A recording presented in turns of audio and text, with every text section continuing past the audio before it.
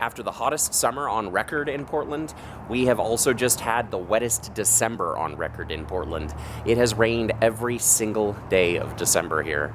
That means every single day of Vlogmas, every single one of those videos, it rained sometime on that day.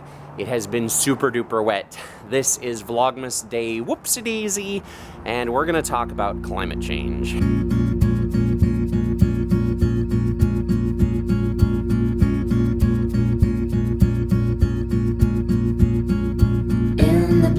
Winter,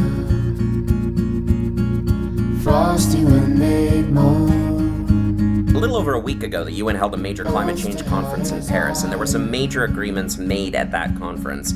I think the most accurate description of the conference is that compared to what it could have been, it's a miracle. But compared to what it should have been, it's a disaster. Essentially, the world's nations have agreed to plans which have the purpose of trying to limit the overall warming that happens to our planet due to the burning of fossil fuels to 2 degrees centigrade overall warming, 1.5 degrees centigrade if possible. Now, it's generally good news that they came out with any kind of agreement, and 2 degrees centigrade might sound like a relatively small shift to us, but 2 degrees centigrade in fact actually means massive rising of sea levels, probably the disappearance of a number of islands, coastal areas, communities, massive extremes of drought and flooding in various areas, the collapse of various marine, food chain, and ecosystems. Our time is going to be known as a time of mass extinction of millions of species of living creatures on this planet if we have a 2 degrees centigrade rise. And as Bill McKibben puts it, trying to limit it to a 2 degrees centigrade rise is going to be the equivalent of trying to run a sub 3-hour marathon. It's the thing that only the kind of people who are absolutely committed and give every single ounce of themselves and all of their time and sacrifice every other concern are capable of accomplishing. There can be no further compromises. We can't open up any new areas for drilling. We can't drill in the Arctic, we can't drill offshore, we can't drill in Wyoming, we have to stop fracking wherever it's happening, and the price of carbon has to immediately shoot up to send a strong message that we have to shift to alternative fuels today, not tomorrow. The reality of this agreement is that there are no enforcement mechanisms, and even the voluntary restrictions don't begin until 2020, by which time we will already have spent the carbon budget, which would put us at a 1.5 centigrade overall shift. That train will have left the station. If you really want to understand the overall agreement in Paris and what it means, I put a whole bunch of links down in the doobly-doo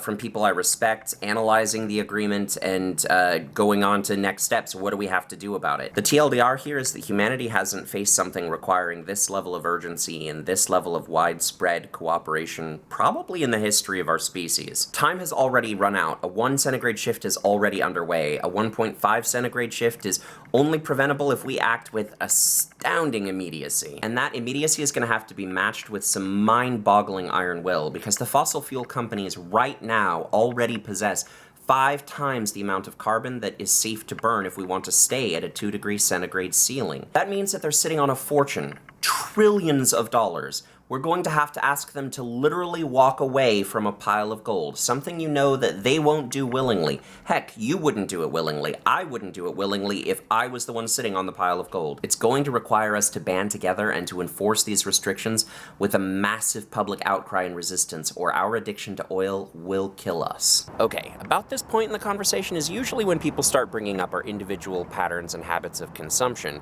and people start dredging out that dreaded word hypocrite to label anyone who hasn't perfectly amended their life so that they're minimizing their own carbon footprint and doing the most as an individual to reduce their impact on the planet. Shouldn't we be recycling, reducing, reusing, and composting and moving closer to our places of work so that we reduce our commute, or riding public transit, or bicycling, or walking, or at the very least carpooling?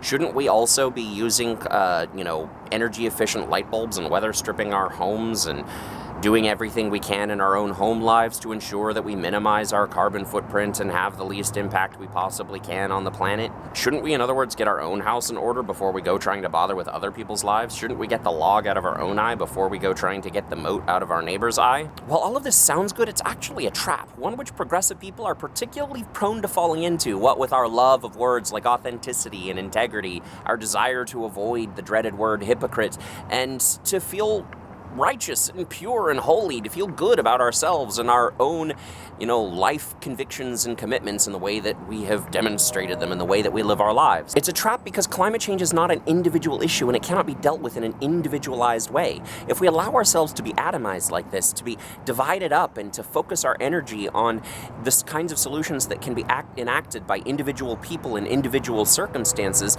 then we cede the battleground that matters, the only battleground that matters, which is the collective battleground of how we as a species are going to respond to what is an existential threat to our society's future. This is a sun shining or rain falling on the righteous or unrighteous alike situation. It doesn't matter if you're a crunchy granola-loving hippie who has managed somehow to cut all plastics out of their life, or if you're a diesel pickup-driving, McMansion-living energy hog. Climate change is going to affect all of us.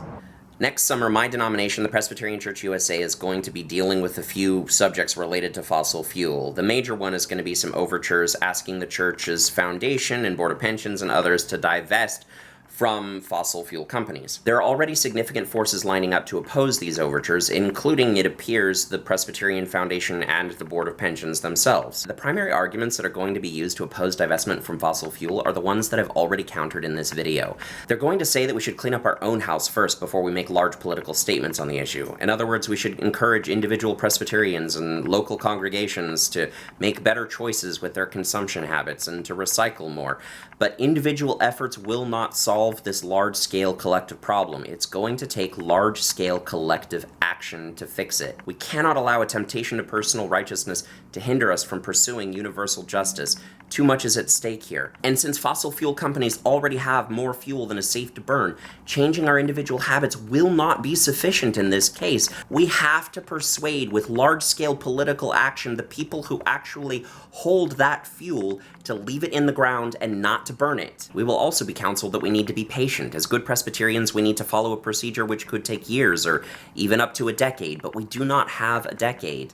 By 2020, unless we have been a part of creating a drastic change in our society, we will have already missed the 1.5 centigrade ceiling that the Paris Accords are aiming for. This is absolutely a case where haste is called for. We'll also be told that we need to work with fossil fuel companies and that staying invested will provide us a seat at the table in order to negotiate, but that is a flat-out lie. First of all, investments by themselves are not sizable enough to provide us any kind of significant influence with fossil fuel companies. Secondly, we're not asking fossil fuel companies to moderate their behavior or to slightly change their business strategies. We're asking them to walk away from a fortune, which is not the sort of thing that you accomplish at a shareholders meeting. Climate change can't be stopped through shareholder negotiation. It's going to have to be stopped through the political will of the people. Divestment isn't about persuading shareholders. It's about joining a movement which will hopefully build up enough political clout fast enough to be able to turn this bus before it careens off the cliff. With snow and snow.